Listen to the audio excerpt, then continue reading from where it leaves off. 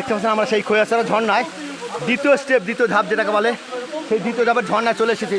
পিছনে থেকে আমার পিছনে সরাসরি ঝর্ণা প্রবাহিত হচ্ছে, তো অনেক উঁচু থেকে ঝর্ণাটা দেখতে পাচ্ছেন, আপনাদেরকে দেখার চেষ্টা করি। সেই উঁচু স্থান থেকে ঝর্ণাটা আস্তে আস্তে বয়ে পড়ছে। আমরা এমন একটি জায়গায় এসেছি, এরকম মোট 11টি স্পট আছে, 11টি ধাপ। আমরা কেবল 2 নম্বর ধাপে এসে পৌঁছেছি।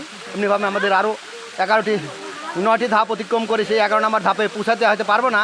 দেখা যাক কতদূর সম্ভব, যতদূর সম্ভব আমরা সেখান থেকে ঘুরে চলে আসছি। এত আসলে সময় নিয়ে এখানে যারা আসবেন একটু সময় বেশি নিয়ে আসতে, হয়তো সর্বশেষ চূড়ায় পৌঁছানো সম্ভব। সময় কম থাকলে অবশ্যই পৌঁছানো যাবে না, তবে আমরা যতদূর সম্ভব এগিয়ে যাই। দড়ি ধরে অত্যন্ত দুর্গম একটি পাহাড়ের উপরে উঠছে, দড়ি ধরে খুবই অত্যন্ত রিক্সে দেখতে পাচ্ছেন। আমার রায়ান সাথে নুরিন, দড়িটা ধরো, হ্যাঁ দড়িটা ধরো, হ্যাঁ রায়ান সাথে নুরিন দড়িটা ধরে উঠে যাচ্ছে, দেখতে পাচ্ছেন। যাও, পাও লাগাও, হ্যাঁ যাও, কোনো সমস্যা নাই। হ্যাঁ হ্যাঁ দেখতে পাচ্ছেন নুরিন অত্যন্ত কষ্ট করে উঠে যাচ্ছে, হ্যাঁ দেখতে পাচ্ছেন। এগিয়ে যাও, দেখতে পাচ্ছেন আমাদের নুরিন এগিয়ে যাচ্ছে। এদিক দিয়ে রায়ান সাথে নুরিন কষ্ট করে উঠে যাচ্ছে, কষ্ট করে উঠে গেল, কোনো ভয় নাই, আমরা এগিয়ে যাচ্ছি। এদিক দিয়ে হ্যাঁ যাও, দেখতে পাচ্ছেন কষ্ট করে আমরা সেই পাহাড়ের চূড়ায় উঠে যাচ্ছি। হ্যাঁ দেখতে পাচ্ছেন একটা ভাই, হ্যাঁ আমাদের আনসার নুরুদ্দিন উপর দিয়ে ঘুরে চলে যাচ্ছে কোনো ভয় না করে। দেখতে পাচ্ছেন সবাই এই গিরিখাত পাহাড়ে একটার পর একটা দেখছে। আমার রায়ান নুরুনকে তার বোন কাঁধে করে নিয়ে পার করছে। কেমন দুর্গম একটা জায়গা আমরা ভ্রমণ করছি, বুঝতেই পারছেন যে প্রত্যেক জায়গায় দড়ি বাঁধা আছে, সেই দড়ি ধরে ধরে বিশেষ করে যেখানে দুর্গম অঞ্চল যাওয়া যায় না, সেখানে দড়ি বেয়ে উঠতে হয়। বর্ষা মৌসুমে আসলে এই সকল জায়গা ট্রেকিং করা খুবই দুঃসাধ্য। তো যেহেতু এখন বর্ষা নেই, শুষ্ক মৌসুম, তাই আমরা অনায়াসেই একটু কষ্ট হলেও এগিয়ে যেতে পারছি। আমার পরিবারের সদস্যরা এগিয়ে চলছে, একটু সমতল একটু আর কি এটা বার্তা, এটা একটু সহজ আমরা উঠতে পারছি, কিন্তু অনেক উঁচু।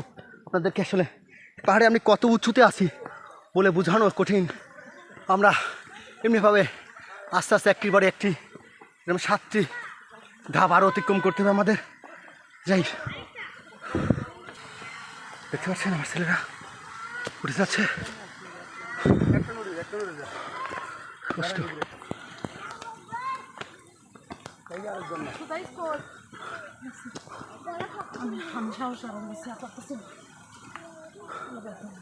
আমরা অনেক উপরে চলে আসছি, আসলে খুব রিক্সি জায়গা।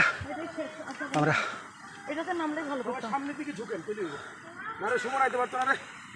পরিবার সদস্যরা আস্তে আস্তে সামনের দিকে এগিয়ে যাচ্ছে।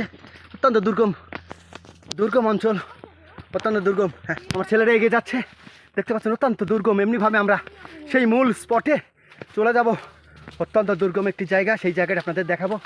আমরা এগিয়ে যাচ্ছি এরকম দুর্গম পাহাড়ি পথ দিয়ে, ভয়ঙ্কর একটি অভিজ্ঞতা। এই যে আমার ছোটো ছেলে রায়ান সাদ নুরিন, সে কোনো ক্লান্তই বোধ করছে না। ওদিকে আমার বড় ছেলে সাদমান সাদির জোহান ওখানে দাঁড়িয়ে আছে, দেখছিলাম তারা 3 ভাই একটু জিরিয়ে নিচ্ছে আর কি। এই পাহাড়ি পথ দিয়ে হাঁটতে হাঁটতে আমরা অনেক উপরে চলে এসেছি মূল ভূখণ্ড থেকে। আমরা সামনে এগিয়ে যাচ্ছি, এই যে আমার ছেলেটা সামনে এগিয়ে যাচ্ছে। আচ্ছা আমরা আবার শুরু করলাম। তো এমনিভাবে আমরা এগিয়ে যাব। অনেক জায়গায় ঘুরতে ঘুরতে খুবই ক্লান্ত হয়ে গেছি, ক্লান্ত হয়ে একটি জায়গায় অনেক উঁচুতে সম্ভবত 5 নম্বর ফেজে আছি আর কি। আমাদের যে 7টি ফেজ তার মধ্যে 5 নম্বর ফেজে আছি। সেই 5 নম্বর ফেজে ভিডিও করছি আপনাদেরকে। অনেক উঁচুতে আমরা আছি, এমনিভাবে একটার পর একটা ধাপে আমরা বিভিন্ন চূড়ায় উঠে আছি। এখানে দেখতে পাচ্ছেন এই যে আমার ছোট ছেলে নুরিন আছে, আর সেই ঝর্ণার শব্দ দেখতে পাচ্ছেন, কি সুন্দর ঝর্ণা, স্বচ্ছ ঝর্ণা। এমনি ভাবে একটার বাদে একটা আমরা 7টি ঝর্ণা চূড়ায় পারো। আমি এখন 5 নম্বরে আছি, আরও 2টি ঝর্ণাতে আমরা যাব।